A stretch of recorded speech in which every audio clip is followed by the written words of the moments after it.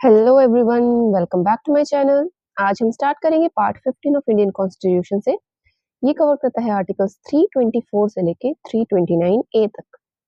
अभी किस चीज से रिलेटेड है उसका थोड़ा सा ओवरव्यू लेंगे। इलेक्शन से रिलेटेड रहता है ये। इसका ऑब्जेक्टिव है to ensure free, fair and democratic elections all across the India. चाहे वो पंचायती राज के हो, म्यूनिसिपैलिटीज के हो, पार्लियामेंट के हो, उनका फ्री, फेयर और डेमोक्रेटिक इलेक्शन जो है वो कंडक्ट कराया जाए इंडिया के अंदर। और इसे मैनेज किया जाता है इंडिपेंडेंट कॉन्स्टिट्यूशनल अथॉरिटी के द्वारा।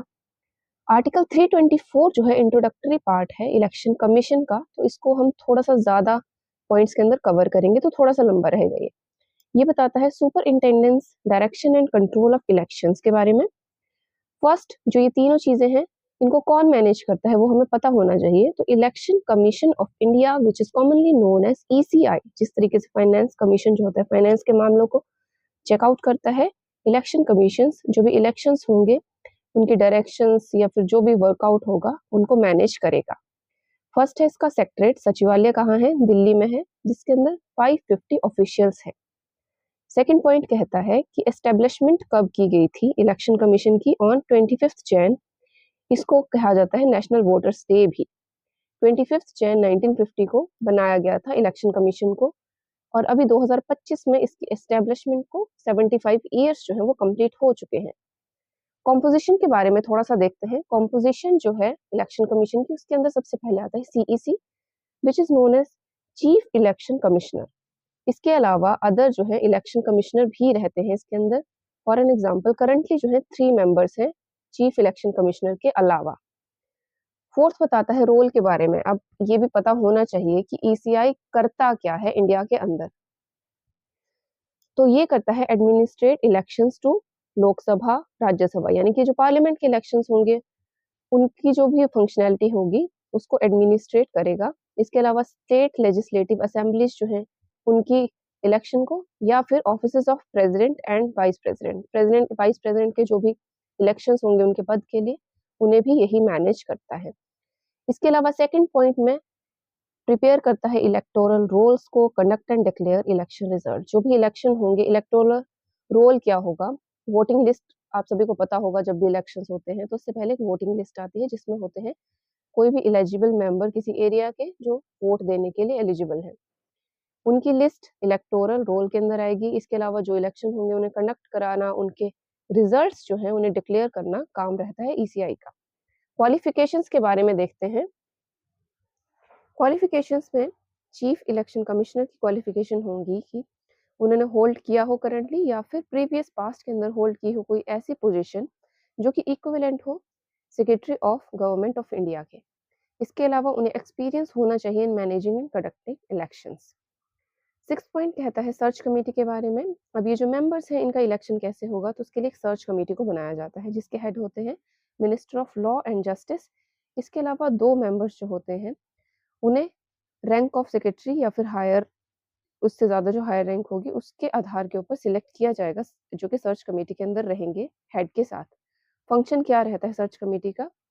ये प्रिपेयर करते हैं 5 कैंडिडेट के पैनल को for selection of CEC and other members of election commission.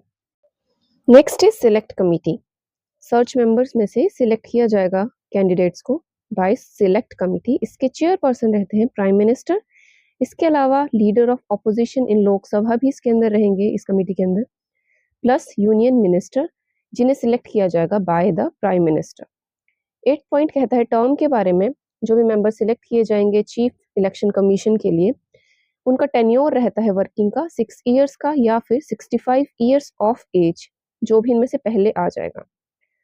अगर जो इलेक्शन कमिश्नर है वो चीफ इलेक्शन कमिश्नर बन जाता है किसी सिनेरियो के अंदर, तो कंबाइंड टेन्योर उस पर्सन का रहेगा लेस देन 6 इयर्स, मतलब 6 साल तक ही रहेगा इन टोटल, जैसे मैंने यहाँ पे बताया, तो इसी के बराबर रहेगा, ऐसा नहीं है कि एक्सीड कर जाएगा। इसके अलावा जो ये मेंबर्स हैं सीईसी एंड ईसी, इनकी जो है रीअपॉइंटमेंट नहीं होती है। बहुत इंपॉर्टेंट पॉइंट है ये कि रीअपॉइंटमेंट होती है, पूछ लेते हैं से इलेक्शन कमिश्नर या फिर चीफ इलेक्शन कमिश्नर की, तो that is no. 9th point कहता है सैलरी के बारे में। सैलरी जो है इन पर्सन को मिलेगी जितनी मिलती है सुप्रीम कोर्ट के जज को। 10th है रेजिग्नेशन। रेजिग्नेशन सबमिट करेंगे ये to the president of India जब भी इन्हें करना होगा। आर्टिकल 325 इज नेक्स्ट, ये बताता है no discrimination in electoral rolls, यानी कि जो वोटिंग लिस्ट होगी उसमें किस तरीके से डिस्क्रिमिनेशन को रोका जाएगा। तो किसी भी तरीके की डिस्क्रिमिनेशन नहीं होगी on the basis of sex, race, caste, right, या फिर रिलीजन। यहाँ पे मैंने रिलीजन जो है उसे ओमिट कर दिया है गलती से, तो आप उसे नोट कर लीजिएगा। इसके अलावा एक्सेप्शन इसके अंदर ये रहेगी कि जो SC ST है, शेड्यूल कास्ट, शेड्यूल ट्राइब, उनकी रिजर्वेशन रहेगी इलेक्शंस के अंदर। अब इसके अलावा जो नेक्स्ट पॉइंट है यूनिवर्सल एडल्ट फ्रेंचाइज, इसे हम नेक्स्ट आर्टिकल में कवर करेंगे। आर्टिकल 326 बताता है यूनिवर्सल एडल्ट सफरेज के बारे में। सिंपल सा पॉइंट है, यूनिवर्सल एडल्ट फ्रेंचाइज जो है इस पॉइंट के अंदर आएगा। इसके अनुसार जो भी नागरिक भारत के अंदर 18 साल से ऊपर जिसकी उम्र है वो वोटिंग के लिए एलिजिबल होता है। ओरिजिनली ये जो एज थी उसे सेट किया गया था 21 years, but 61st amendment act of 1988 के दौरान इसे चेंज करके 18 ईयर्स कर दिया गया था। बस इतना सा आएगा इसके अंदर। आर्टिकल 327 इज नेक्स्ट, ये बताता है power of parliament to regulate elections. अब इलेक्शंस होंगे, इसकी पावर किसके पास रहेगी? लॉज कौन बनाएगा इलेक्शंस के लिए? पार्लियामेंट बनाएगी, राइट। किस किस के लिए बनाएगी? जो भी पार्लियामेंट के इलेक्शंस होंगे, स्टेट लेजिस्लेचर के इलेक्शंस होंगे, या फिर इलेक्शन प्रोसीजर होगा, वो सब जो है इन पर्टिकुलर चीज़ों के इलेक्शन के लिए लॉज या फिर प्रोसीजर्स जो है पार्लियामेंट के द्वारा बनाए जाएंगे। कौन कौन से लॉज बनाए गए थे इस आर्टिकल के अंतर्गत? Representation of people act of 1950, similarly representation of people act of 1951 भी इसी के अंतर्गत बनाया गया था।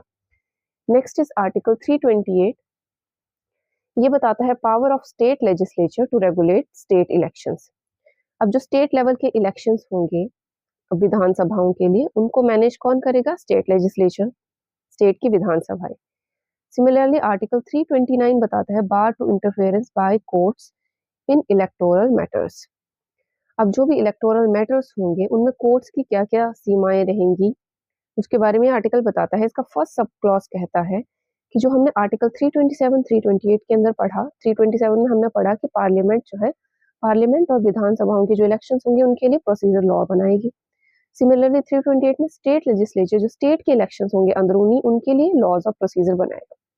तो जो भी लॉज बनाए जाएंगे इन दोनों आर्टिकल के अंतर्गत, उनके ऊपर कोर्ट जो है, कोई भी कोर्ट जो है क्वेश्चन नहीं उठा सकता किसी भी तरीके का उन लॉज के ऊपर। 329B क्या कहता है? ये कहता है no challenge on parliament and state elections in any court. जो भी पार्लियामेंट स्टेट के इलेक्शंस होंगे उनको चैलेंज नहीं किया जाएगा किसी भी कोर्ट के अंदर, राइट। तो ये थे हमारे articles that are related to election, election commission. Election commission के बारे में मैंने आपको कुछ एक पॉइंट्स जो है वो बता दिए।